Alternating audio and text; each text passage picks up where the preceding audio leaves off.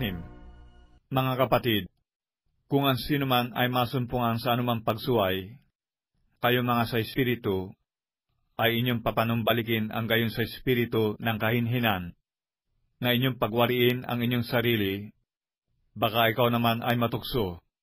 Mangagdalahan kayo ng mga pasanin ng isa't isa, at uparin ninyong gayon ang kautusan ni Kristo.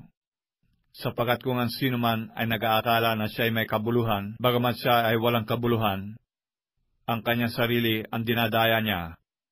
Ngunit siya sa atin ang bawat isa ang kanyang sariling gawa, at kung magkagayon ay magkakaroon siya ng kanyang kapurihan tungkol sa kanyang sarili lamang, at hindi tungkol sa kapwa, sapagat ang bawat tao ay magpapasan ng kanyang sariling pasan.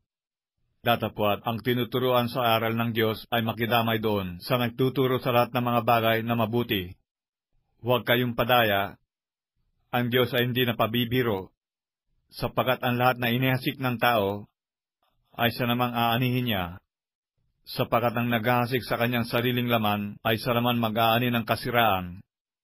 Datapwat, ang naghahasik ng sa Espiritu ay sa Espiritu mag-aani ng buhay na walang hanggan. At huwag tayo mga pagod sa paggawa ng mabuti, sapagkat sa kapanahunan ay magsisipag-ani tayo, kung hindi tayo mga hihimagod. Kaya nga, samantalang tayo may pagkakataon, ay magsigawa tayo ng mabuti sa lahat, at lalong-lalo na sa mga kasambahay sa pananampalataya. Tignan niyo kung gaanong kalalaking mga titik ang isinulat ko sa inyo ng aking sariling kamay. Yung lahat na may ibig magkaroon ng isang mabuting anyo sa laman, ay siyang pumipili sa inyo ng mga tuli, upang huwag lamang silang pag-usigin dahil sa krus ni Kristo. Sapagat yung mga nangatuli na ay hindi rin nagsisitupad ng kautusan. Ngunit ibig nilang kayo'y ipatuli, upang sila'y mga mapuri sa inyong laman.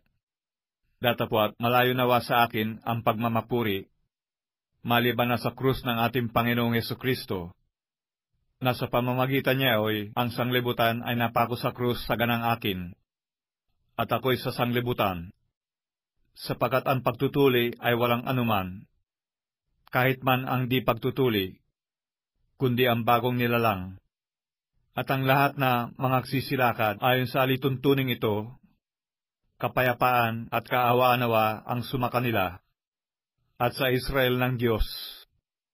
Buhat ngayon sino man ay huwag bumagabag sa akin, sapagat dala kong makalimbag sa aking katawan ang mga tanda ni Jesus. Mga kapatid, ang biyaya ng ating Panginoong Jesucristo ay sumainyo nawang Espiritu. Siya nawa.